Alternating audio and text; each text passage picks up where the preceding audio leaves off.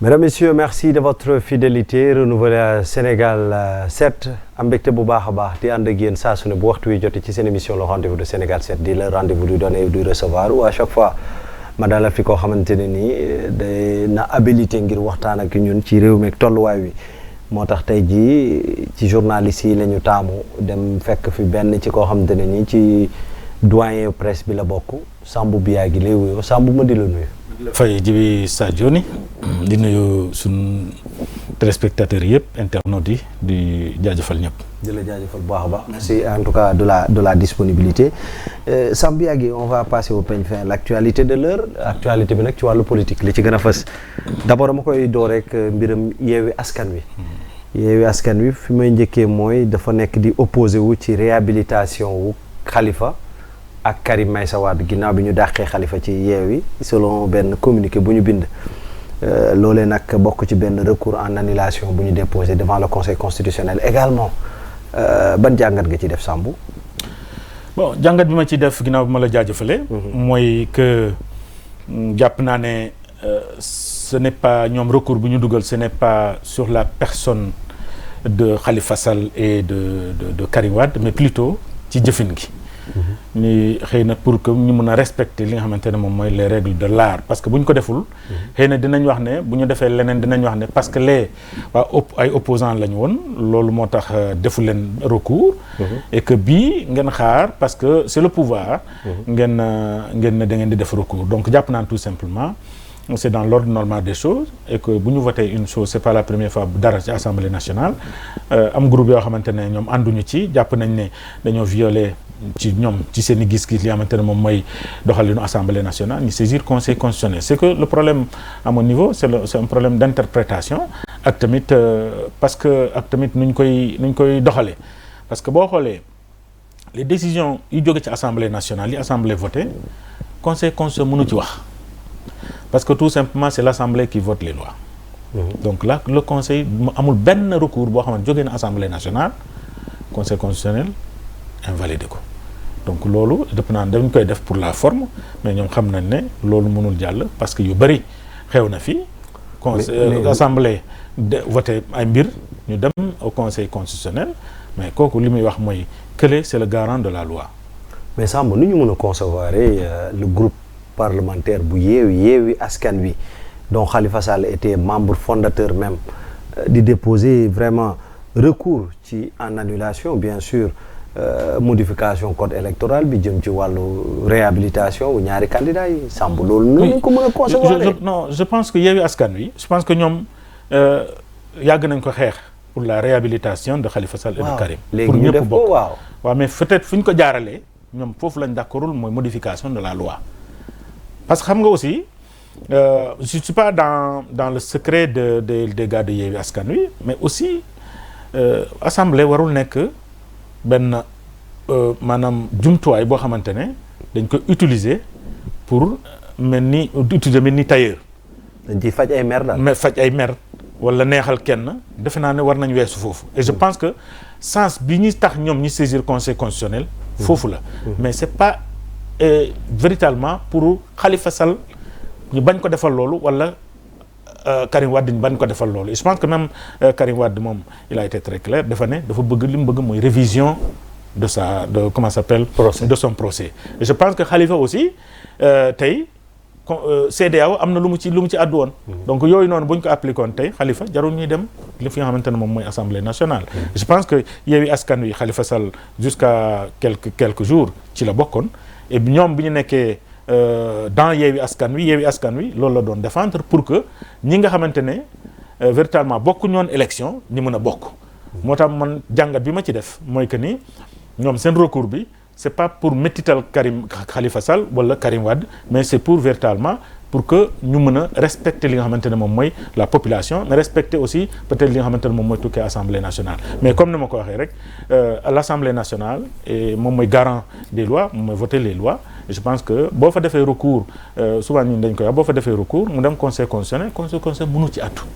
D'accord. donc dañ koy def pour la forme mais également pour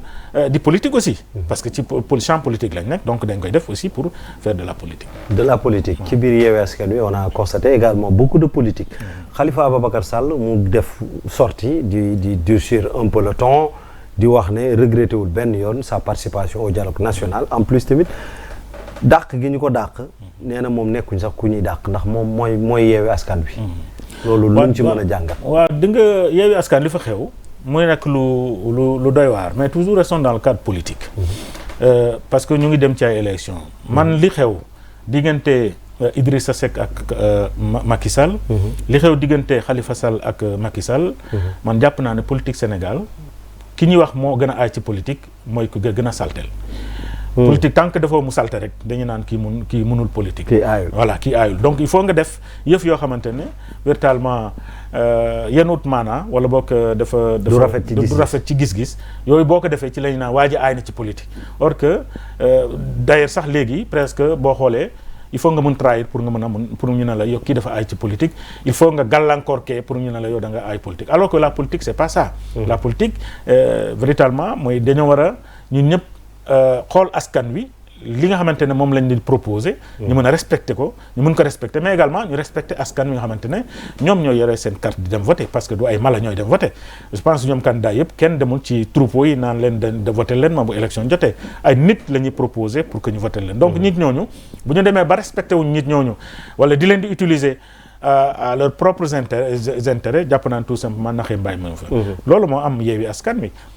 Wi tey entre Khalifa Sall et des membres de Yewwi Askan Wi ou entre Barthélémy Diaz et des membres de Yewwi Askan Wi coow li bari na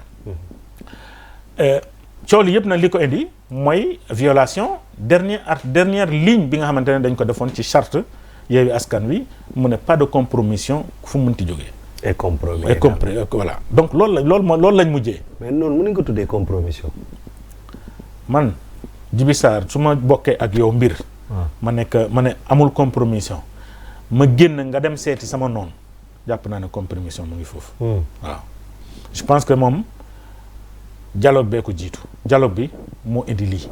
waaw parce que dialogue bi c'est vrai c'était dialogue national la woon mais moom dafa bokk ci kuréel. même buy dem mënoon na ñëw ci kuréel bu ne leen man de bu su ma sañoon ñu dem participer ci dialogue. mais moom yëglu na nee na. waaw peut-être mën na am yëglu na même bu yëgloo jàpp naa ne tout simplement comme que yow yaa ko xaatimoon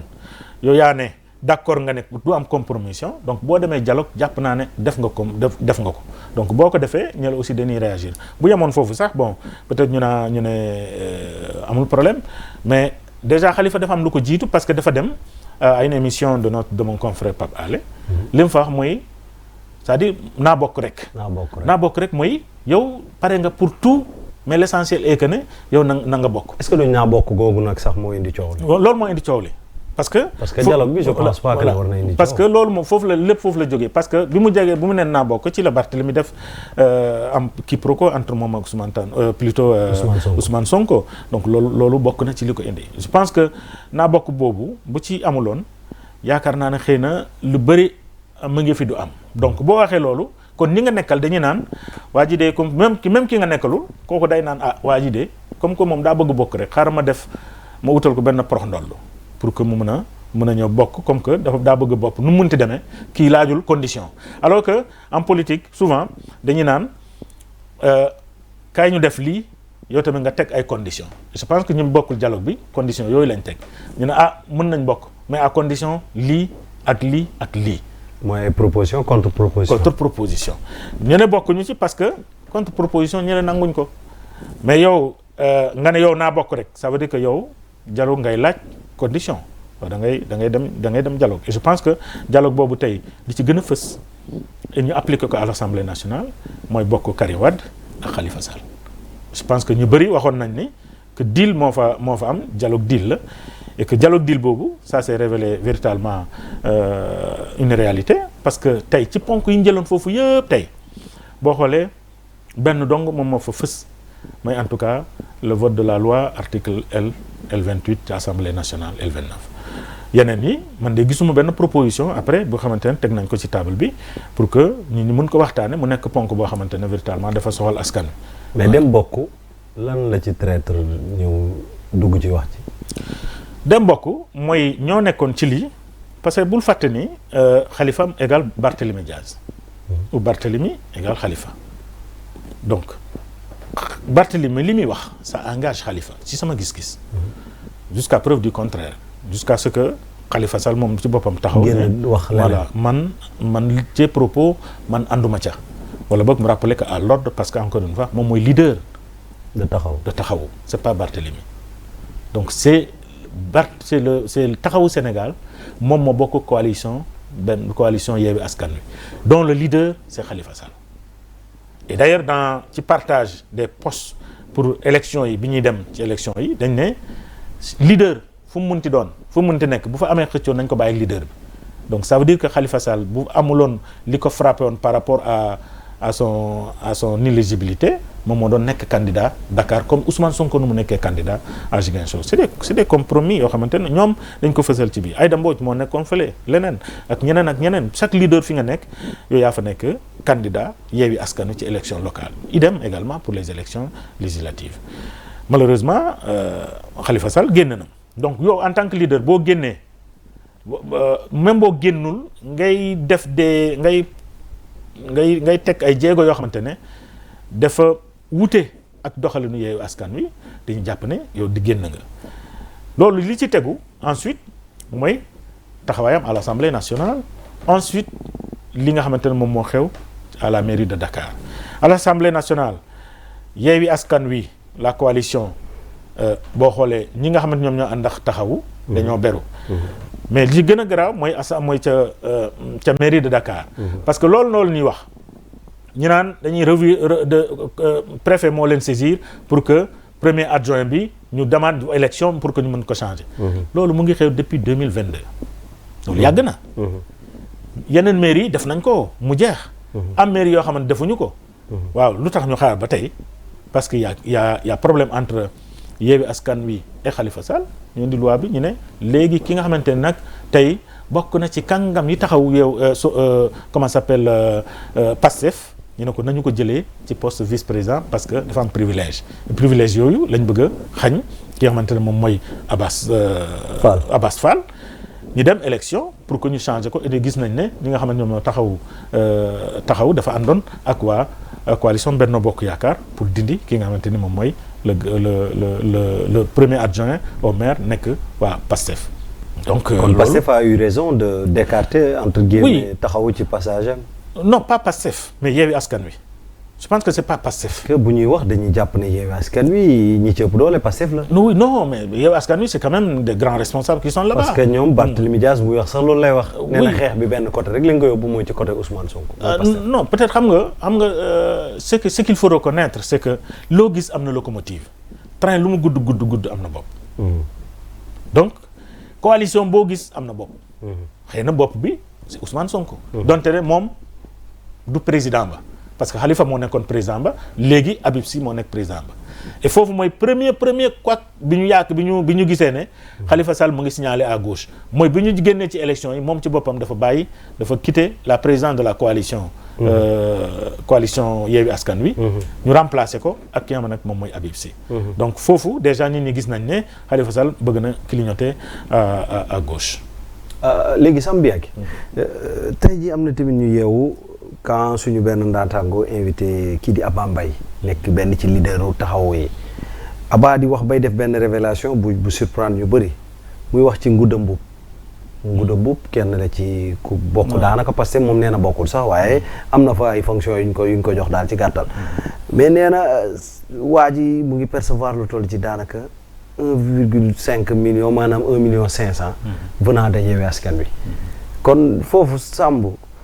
kon y a des privilèges au niveau de l'opposition surtout de Yewwi ndax loolu moo indi tamit coow li yëpp. bon je pense qu'il ne joue aucun rôle dans Yewwi Askan Wi moom Abba Mbaye plutôt Ngouda Mboup il est de Pastef entre guillemets. il est de Pastef mais il ne joue aucun rôle à mon avis. mais c'est ce qui pose problème. oui xam nga aussi nit ñi il faut ñu nekk ay gentleman. man ak Djibi du ñu mën a bokk mbir. ma génn parce que neexewuñu rek may suul say mbóot sulli say mbóot. ce n'est pas républicain ce n'est pas galant. parce que loolu foofu la ñuy xamee homme d'État. Ousmane Tanor Dieng bu waxoon li mu waroon wax yëpp. kon duñ fi nekk. dem si yàlla Ousmane Tanor Dieng. il était au cœur de la République. mais jamais kenn déggu ko ci révélation ba bu mu faatoo ba bu mu génnee àdduna kenn déggu ko ci révélation pour quelqu'un qui a été au cœur des renseignements généraux à la présidence de la République. donc tey kooku bu génnoon def ay révélation ne nii ak nii lambay day ñaaw. il faut être homme d'État. je pense que nos responsables politiques loolu dañ ko war a jàng ñu xam ne homme d'État mooy koo xamante ne véritablement lépp li nga xamante ne day gàllankoor doxalinu réew mi yow nga jëm ko garder ñu xam ne aussi nu mu metti am na loo xamante état nu muy doxee da nga ko mën a denc mbirum politique bu la tax a jóg parce que Barthélemy l'a fait Khalifa Sall mi nga xamante ne man xaaruma ko woon ci moom parce que je suppose et je suis persuadé jusqu'ici que c'est un vrai homme d'État moom Khalifa Sall donc am na yoo xamante ne du waxu kenn du ko wax. dégg naa muy naan muy wax loolu. waaw dégg naa muy naan qui ne me pousse pas à faire des révélations je pense que waru ko wax du waxam je pense que tey nit ñi mën nañu wax Barthélemy mais moom Khalifa. waru ko parce que musuñ ko dégg ci yenn yi. te moom ak les leaders de Yewwi Askan Wi am na fu ñu jaar. bu mu fàtte ne moom bu waxee ñële wax bu boobaa dëkk bi day doy waar. parce que Abba ni mu ko waxee je cite nee na sur les 3 millions de francs CFA que le groupe reçoit mooy groupe parlementaire bu Yewwi Askan Wi. les 1,5 million sont reversés à Ngouda Mboup. On aurait pu refuser et dire que Ngouda Mboup est apparenté et proche du Pastef mais on en a toujours été dans la logique de discipline de respect ce qui s'est passé ne nous surprend pas. On s'y attendait même un peu, ça finira comme le premier recours, ils seront déboutés et la vie continuera. Oui, et il est responsable. Il est responsable de ça. Xam nga lii c'est pas joli. C'est-à-dire man maa ngi ci biir damay noppi su ma génnee ma wax. Mais qu'est-ce qui lui a empêché de dire cela bi mu nekkee ci biir. Pourquoi c'est-à-dire mel ni bu féewaloo amee rek ci la révélation yi di génn. ci la révélation c'est-à-dire loolu moo tax mais est-ce que la population observe gis nga nit ki. da ngay am comportement boo xamante ne comportement nitu dëgg nga boo ko wàccee rek askan dañ lay bàyyi xel. mais Samb wolof day wax ne da ngeen di ànd di jëwante bàyyi su ngeen bàyyante da ngeen di jaye xom nu ngeen ko waxee ànd di jayante bàyyi jëwante. xam nga fii ñi ngi ci ñi bëgg yor état. kon dañuy jayante seen biir. ndekete moom laa la wax xam nga fii ñi ngi ci ñi bëgg yor état. moo tax ma ne la homme d'état. homme d'état ak homme de la rue c'est pas la même chose. Djibi Sarr mi bëggul dara ci réew mi. bëggul jiite dara. su ko neexee mu taxaw ci mbedd mi di wax ba suba. non man bëgg naa jiite rek. doo ci jiite nag parce que du ma la ci bàyyi. d'accord du dëgg. d'accord waaye ñoom dañ nekk ci politique di bëgg a jiite réew mi waaye bu fekkente ne ñoom lu xew ca pénc ma ci réunion ba rek ñu génn. bu ñu xuloo rek kenn ku ne taxaw fële di tàmm sa morom dëmm. est-ce que ñooñu xaxarante est-ce que loolu jar nañu leen di jox réew est-ce que ñu leen wóolu jox leen réew. moo tax ma d'accord ci ñu bëri ñu naan système anti-système parce que nu ñuy defee léegi politique daanaka moo ñaaw wax naa la ko ci njëlbeen la def politique du maanaam def kële lu metti wala def ko yoo xamante ne yenut maanaa du loolu mooy politique. mais Samb kon il donne raison à ñi mel ni Bougane ñi mel ni docteur Babacar Diop mooy des leaders yi njëkkoon a nekk ci Yewwi te quitté fa te commencement bi lii la ñu waxoon. oui absolument je pense que ñu bëri waxoon nañ ko ñu ne bu fekkente ne anti système la am na ñoo xam ne dugg nañ Yewwi Askan Wi ils sont du système. et loolu tey ça donne raison à Bougane Gueye Dany mi nga xamante ne très tôt. lui l'a quitté parce que bi mu gisee mélange bi. jàpp na ne véritablement am na loo xamante ne mu ngi ci biir du jëm kër. donte le nag am na ci ñoo xamante ne système ba lañ nekkoon waaye tey épouser nañ beneen système bi ça aussi il faut le reconnaître. parce que woykat bi dee na tout change tout évolue seuls les imbéciles ne changent pas nit mën na changer ci diggante nit mën na soppeeku ci diggante jàppar naa ne même dans la religion musulmane dafa am ñi doon yéeféer yi dañ leen def tout ba tuub loolu leen ba mu nekk ay musulmans je pense que loolu moo doon combat yu tax Sénégal am libération tey. mais ci politique moom góob na yooyu am na fi. non am na. politique bi moom ñi nekk yëfër dañuy continuer. nekk yëfër rek am na si ñoo xamante ne véritablement tey mun nañu wax ne ils sont anti système pourtant système ba lañ bokkoon waaye tey dañoo épouser l' anti système. mais Samb noo mën a concevoir man ak yow su ma nekkee ñu dem ci élection bu ma nekkee ci plateau bi lu ma la yàqul dama koy fàtte yow tamit noonu. ñu ñëw léegi ñu toog élection yi jeex ñu dawal beneen ñun ñaar ñu ànd bokk ndey ak bokk baay. luy loolu benn laa la jox Aïda Mbodj bi mu nekkee opposition 2012 ba léegi dégg nga ko ci peneen dégg nga ko feneen mu wax leneen est-ce que dégg nga ko. waaw léegi. voilà kooku mën naa wax ne yàgg na ci système bi mais aujourd'hui Mimi Touré benn Mimi Touré. non Yewwi Askan Wi laa la wax de. non damaa ñëw rek di wax rek d'une manière générale opposition bi. waaw ku mel ni Mimi Touré élection présidentielle yii passé la mu campagne mu ngi fi ba tey mu ngi noonu la mu yàq Ousmane Sonko tey jii nii la jege voilà moom nag bokkul ci man yi may wax Samb man bokkul ci ñi may wax système bi mooy ñan man kay limal naa la benn limal naa la par exemple Aïda Mbodj waaw ku ko gën a xam système bi waaw mais tey bokk na ci ñu gën a fës ci anti système te pas yu muy teg yëpp ci anti système est-ce que gëm na ko bu ko gëmuloon kon heure bi dem na ba dem na yoon day wax rek pour delluwaat non dama lay wax non aujourd'hui mën naa wax ne dans Yewwi Askan Wi bu nekkul ku gën a nekk kàngam mën na nekk ci kàngam yi waaye amul fenn foo ko déggee mu def safaan wat dans Yewwi Askan Wi amul fenn foo ko déggee mu def safaan wax contre Ousmane Tanor Dieng amul fenn foo ko déggee Ousmane Sonko amul fenn foo ko déggee mu def safaan wax ci doxalinu Yewwi Askan Wi donc man ma jàpp ne kon kooku ci système bi la bokkoon mais aujourd'hui bokk na ci ñi gën a taxaw ci anti système parce que nit la et nit da ngay soppeeku am loo xamante ne dañ koy dugal sa bopp lu mu yenu maanaa nga ànd ci bu yenut maanaa nga génne ci et jàpp naa ne am na ci ñoo xamante ne xam nañ ne lii li muy woote lu yenu maanaa la parce que loolu rek moo mën a doxal réew mi mu ànd ci je pense que tey il faut reconnaître quand même que Aïda Mbodj bokk na ci ñooñu am na ñeneen ak ñeneen waaye bi mu exemple ma la mën a jox rek mooy par exemple mooy Aïda Mbodj mooy Aïda Mbodj léegi Samb yaa ngi ci biir loolu on parle de grève de la faim d'Ousmane Sonko ñuy wax ne presque 2 semaines mu ngi ci grève de la faim lui Hannibal Djim ku mel ni Nit Doff ku mel ni Cheikh Bara Ndiaye entre autres quoi bëri nañu mais ku ci mel ni Ousmane Sonko donc posture boobu la war a jël. Oui, c'est la bataille, c'est la politique. C'est une forme de lutte. Ousmane, li mu am yëpp c'est la lutte xeex moo ko may waxuma la dóorante ay kurpeñ mais li mu am nii da ko xeex parce que il faut être Ousmane Sonko. mais yow tey Ousmane Tanor moom il faut être Ousmane Sonko. pour véritablement mën a dékku li nga xamante ne moom moo ko arrivé. La procédure a été très longue. De l'Assemblée nationale à nos jours. am na péripéties yëpp jarul ma ci dikkaat. mais dama jàpp ne tout simplement péripéties yooyu ku ko traversé jàpp naa ne tey boo taxawee ñu tëj la nga def grève de la faim c'est la suite logique ci li nga xamante ne moom nga nekkee. Le contraire m'aurait surpris moi que moom mu retrouvé wu en prison et que mu am yeneen attitude yi parce que la seule lutte aujourd'hui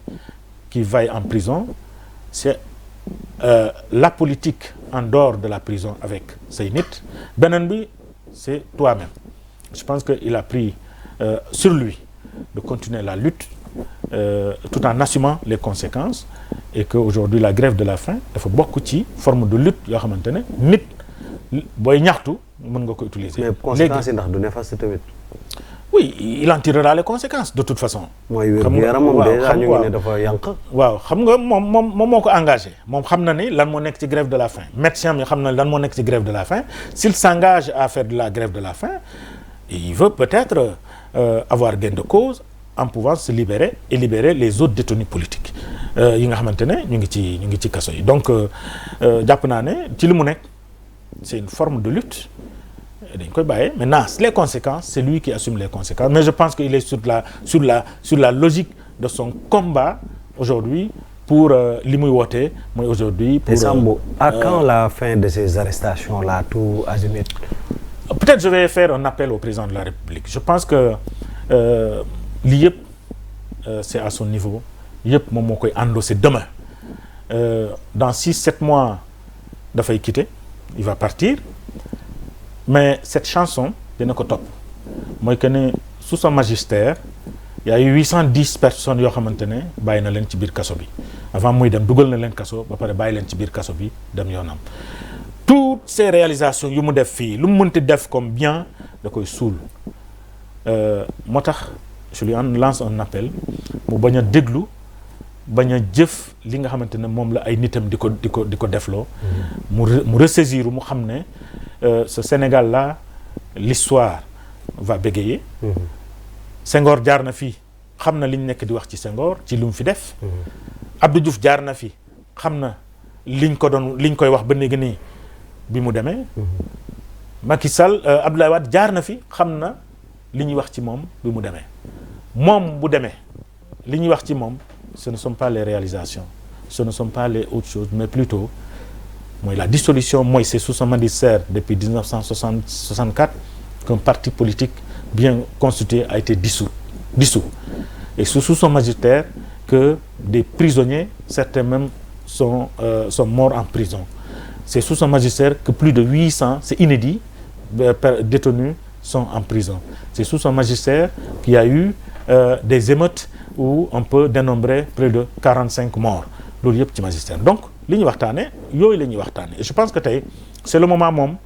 mu ressaisir. mais ci magistère bi tamit également am na loo xam te ne ñu ngi koy dégg tey jii rek en ce 14 août on a reçu benn communiqué. communiqué boo xam mu ngi tukkee ci ministère de la communication des télécommunications et de l'économie numérique.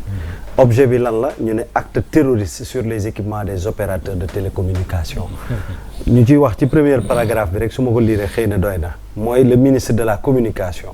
ñu ne confirme que le samedi 9 août 2023 un acte terroriste par incendie criminel a été perpétré dans la commune de Grand-Yoff sur des équipements techniques de la Sonatel entraînant d'importants dégâts matériels Samb man paragraphe boobu leen rek ma ci intéressé mooy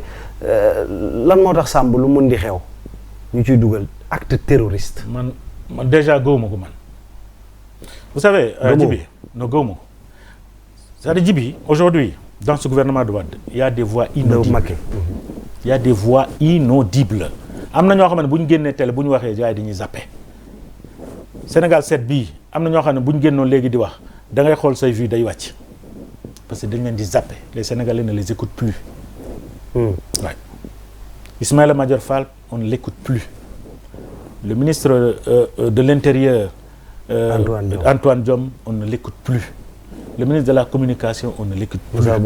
Moussa Bocar Thiam. C'est des voix inaudibles. Je pense que réew am na fooy toll comme d'ailleurs ça revient ci sama lancé bi ma nekkoon mooy que tey si véritablement le président veut parler aux Sénégalais il faut de nouveaux visages et de nouvelles voix mooy que lan jot na ci jamono bi ñu toll nii avec la situation bu ñu toll nii que mu am un changement radical boo xamante ne Sénégalais yi bu ñuy seetaan wala bu ñuy déglu ñu déglu beneen voix boo xamante ne du ñii ma la tuddal du ñu ma tudd parce que tout simplement déglootuñu leen xam nga da ngay jël un Djibi Sadio ni nga teg ko nga def ko nga ne ko ministre nangam bu commencé wax sénégalais yi dinañ ko bàyyi xel dinañ ne nañ déglu kii ku bees kii lu muy indi ndaxte ku bees la ñu déglu ko lu muy indi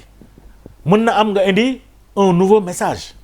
parce que tey message bu mu président Macky Sall munti yor mu dénk ko ñi ma la wax kenn du ko dégg les gens ne vont jamais le percevoir mais tey bu indee keneen koo xamante ne véritablement comme Djibi Sarr qui est nouveau qui est voilà qui n'est pas dans ces trucs là micmac Sénégal yi nañ ko bàyyi xel tuuti même bu dee une semaine et bi une semaine boobu peut-être message bu muy indi dina réconcilier les Sénégalais aujourd'hui Djibi Sarr Dioni les Sénégalais sont devenus des ennemis et pas des adversaires kenn ku nekk yaa ngi ñaanal sa borom yan na nga dee loolu moo am Sénégal tey les adversaires politiques ce ne sont plus des adversaires politiques c'est des ennemis politiques da ngay gis koo xamante ne day dem ci cérémonie ñaanal ma diw dee loolu am na fii est-ce que loolu war na am ci say paysage politique bi malheureusement loolu lañ nekk di dund et dem nañ léegi ba mu am des dislocations familiales ay des familles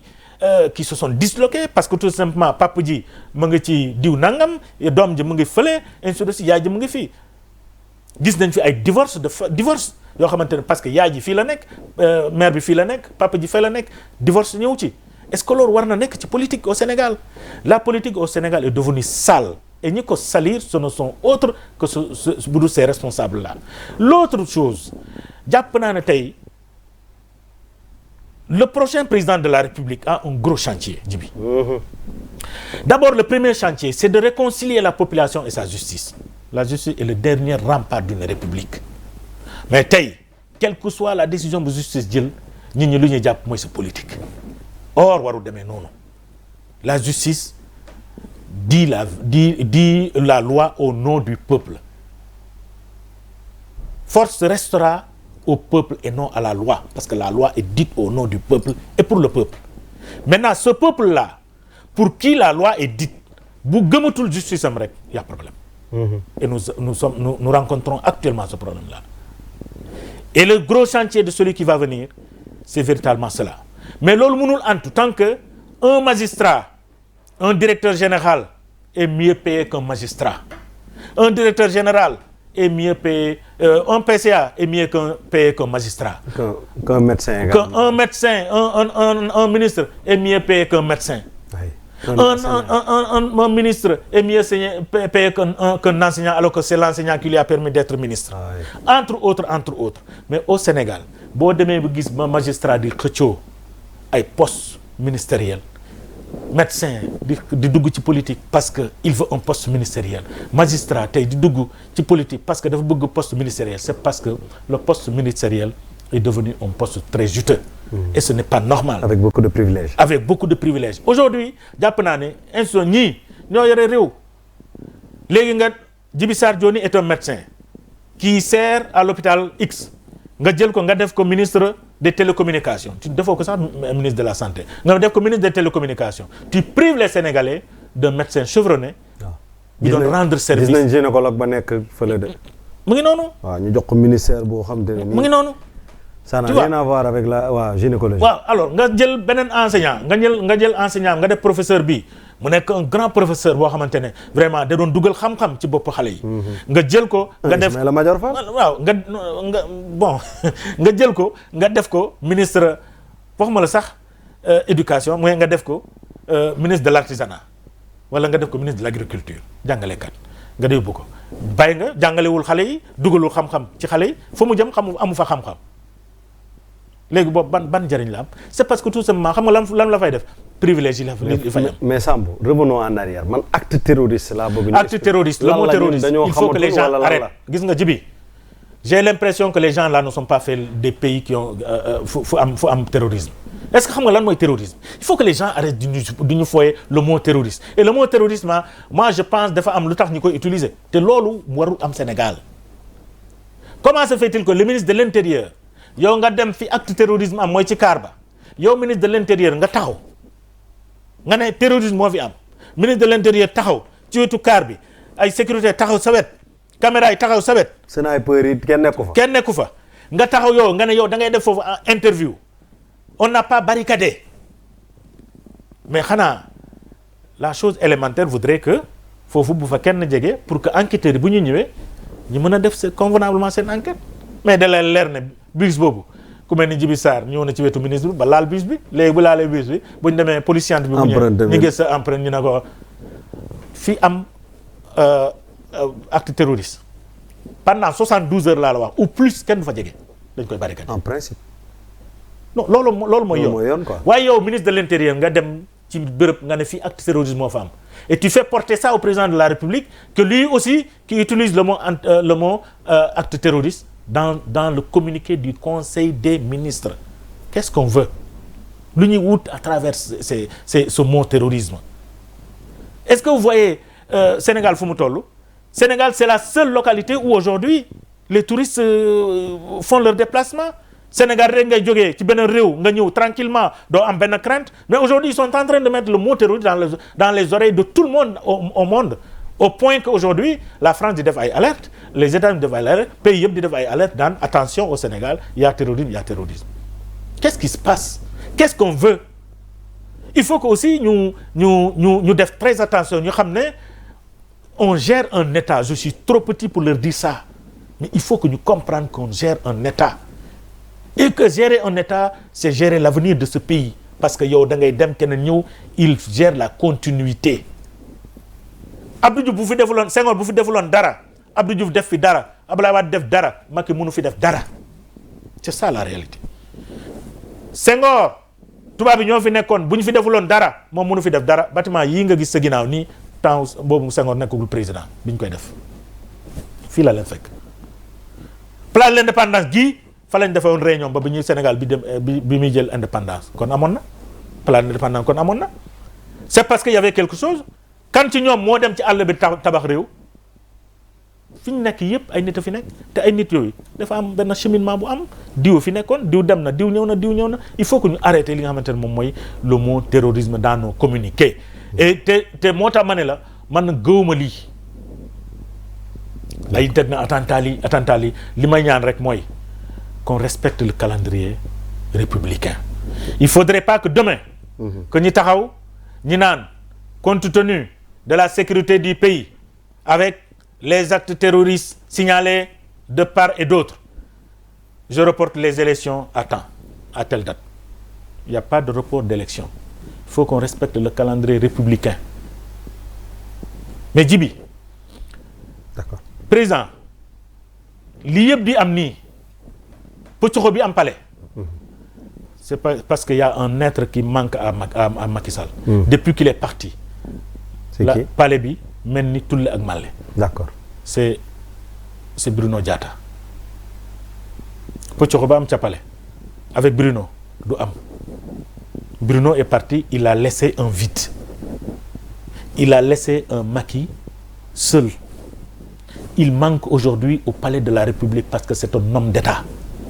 am na yoo xamante ne mu ngi xew ca palais il ne va jamais l'accepter am na loo xamante président mu ngi koy def il ne va jamais le cautionner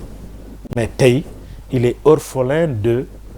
Bruno Diatta le palais est orphelin aujourd'hui de Bruno Diatta si Bruno Diatta était là-bas il y a plein de choses am na cippi-cippi yu fa doon am du fa am na yoo xamante ne ñenn ñi ngi ko nekkee ca palais de la République boo xoolee am ñu nekk APR di xeex ñi nga xamante ne ñu nga ca kii bi parce que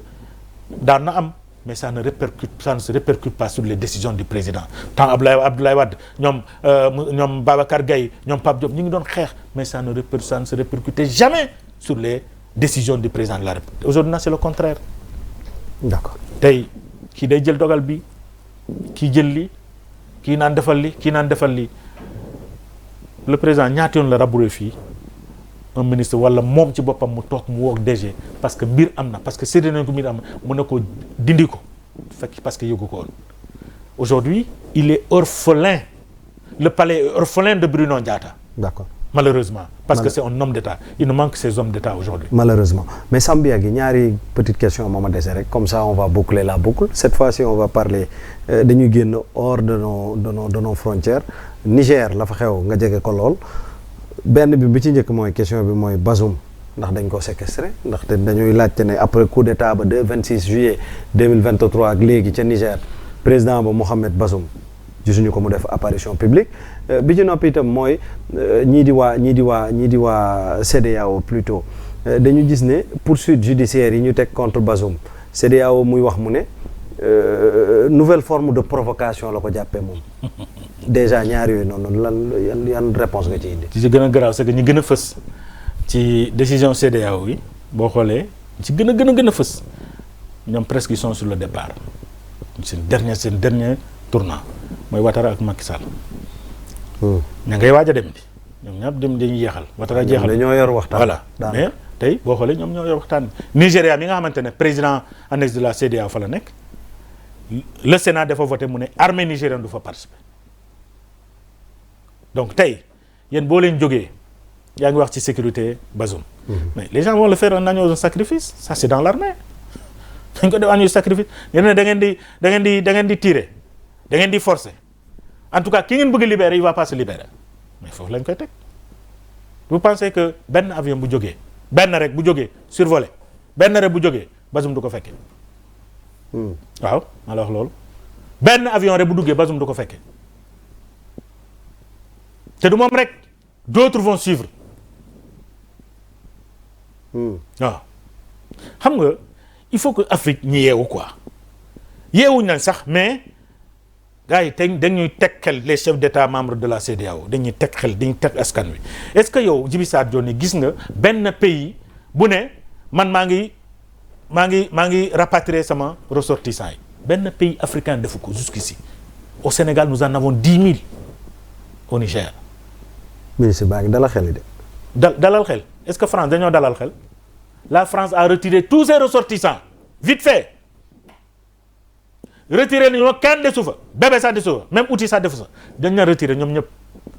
États-Unis def la même chose keneen def la l'Occident a retiré ses hommes ses ressortissants il reste nous les Africains après nag c'est l'Occident qui passe derrière qui nous donne des armes ñu ne leen dem leen ngeen xeex yéen CEDEAO ngeen xeex Bazoum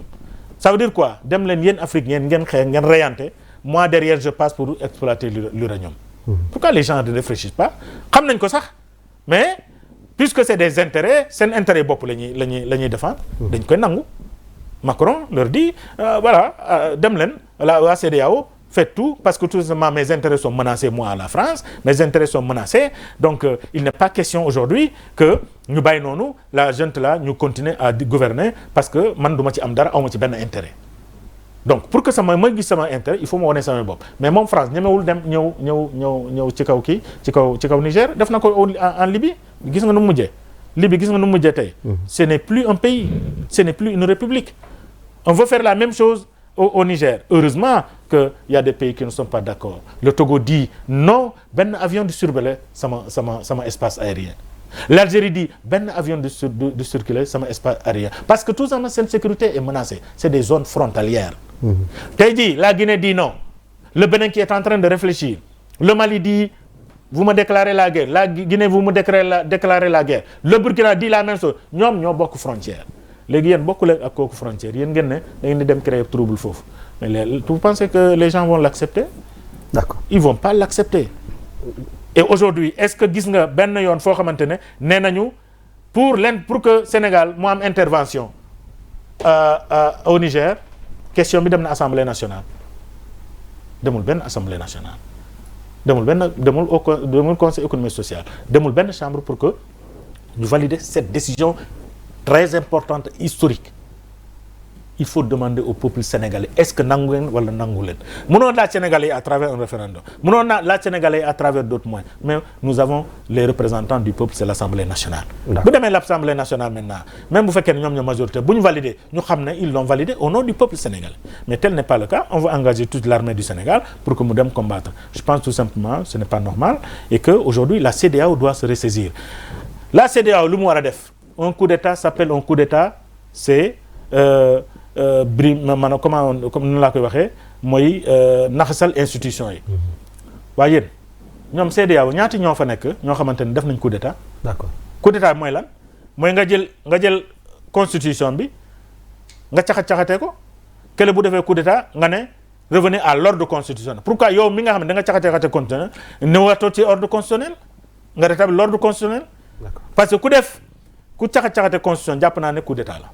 c'est un coup contre l'état parce que l'état est garanti par la constitution donc boo defee naka su dul noonu comme Ouattara mais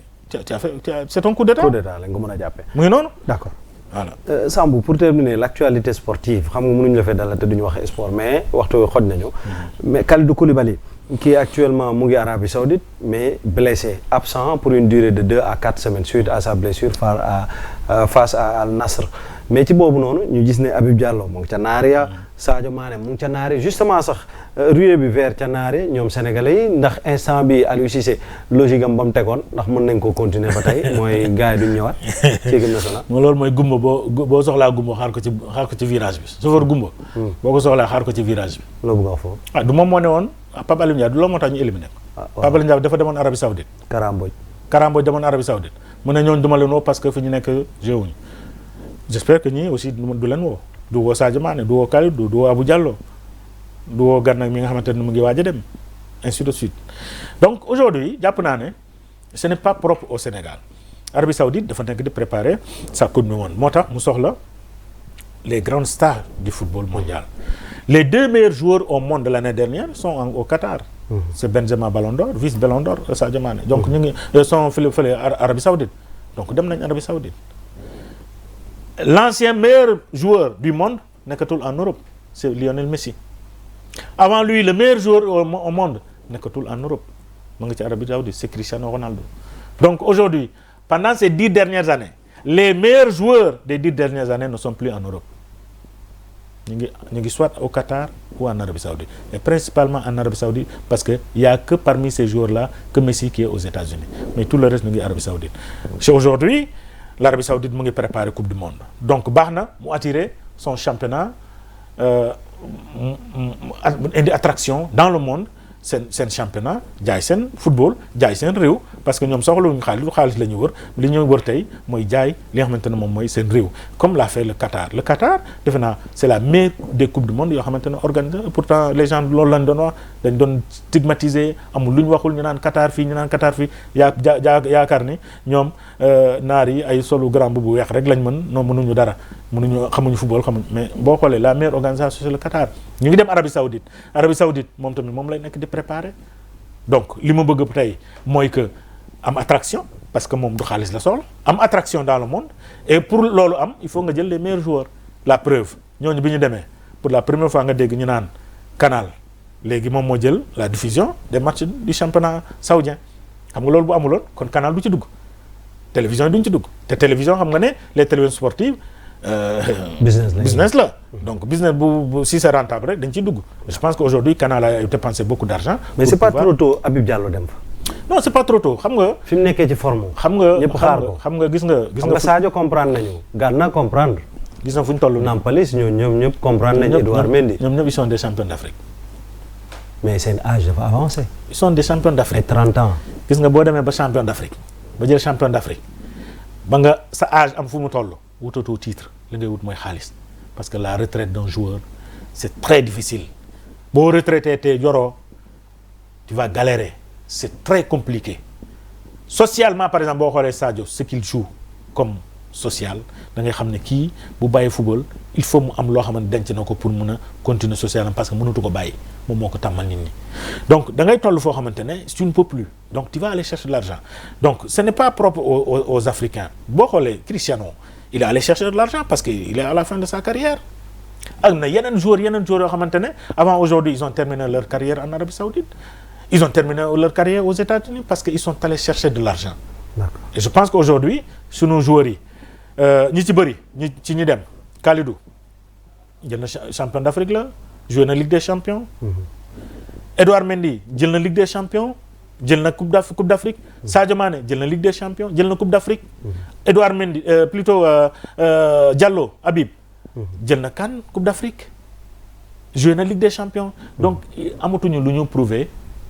ci football loolu moo tax il faut que ñu dem uti xaalis mais ci utum xaalis boobu ñu ngi utaale temps de jeu parce que muy Sadio Mané muy Kalidou Koulibaly muy Edouard Mendy muy Habib Diallo fu ñu nekk amul temps de jeu parce que te il faut ñu am temps de jeu parce que ñu ngi dem à une CAN à domicile parce que Côte d'Ivoire fii la